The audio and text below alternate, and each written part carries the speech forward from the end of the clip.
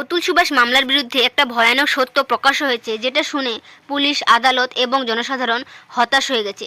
যে সত্যটা যদি প্রথমে প্রকাশ্য হতো তাহলে অকালে এআই ইঞ্জিনিয়ার অতুল সুভাষকে প্রাণ হারাতে হতো না। অতুল সুভাষ বেঙ্গালুরুর একজন বাসিন্দা ছিল।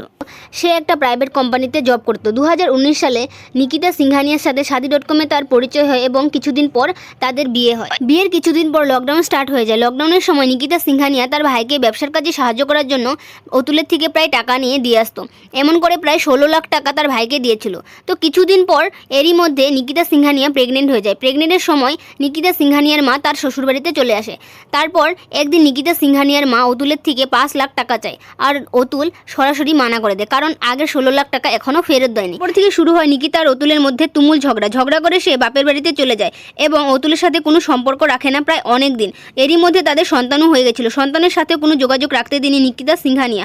এরই মধ্যে অতুলকে একটা ডিভোর্স লেটার পাঠায় নিকিতা সিংহানিয়া। আর ছেলের ভরণ পোষণের জন্য 1 কোটি টাকা দাবি করেছিল। পরে গিয়ে সেই 1 কোটি টাকা 3 কোটি টাকাতে দাঁড়িয়েছিল এবং অতুলের বিরুদ্ধে প্রায় মিথ্যে 9টা কেস ফাইল করে উত্তরপ্রদেশের জমপুরে। তার জন্য বেঙ্গালুরুর থেকে প্রায় 40 বার জমপুর আসা যাওয়া করতে হয়েছে অতুলকে। এবং কি জজের সামনে যখন নিকিতা বলল তুমি এখনো বেঁচে আছো, সেটা শুনে জর্জু হেসে ফেলেছিল। তো ভাবুন কেমন আমাদের আইন ব্যবস্থা। অতুল একটা ভিডিওতে নিজে বলে গেছিল যে জর্জ তার থেকে প্রায় 5 লাখ টাকা ঘুষ হিসাবে চেয়েছিল। এটার জন্য তাকে এবং তার পরিবারকে অনেক হ্যারাস্ট হতে হয়েছিল। শেষে 9 ডিসেম্বর রাতে 24 পাতার নোট এবং 90 মিনিটের ভিডিও বানিয়ে তার সকল কথা বলে গেছেন অতুল সুভাষ। অতুল সুভাষ তার জীবনে 90 মিনিটের লাস্ট ভিডিওতে বলে গেছেন যে যত পর্যন্ত সে জাস্টিস না পায় তার দেহটা যাতে পোড়ানো না হয়, আর সে যদি কখনোই জাস্টিস না পায় তার দেহটা যাতে আদালতের নালার সামনে ভাসিয়ে দেওয়া হয়। জাস্টিস ফর আরজি করতে আমরা সবাই বলেছি। কমেন্টে কেউ কি বলবেন justice for Atul Subhash, justice for Atul Subhash.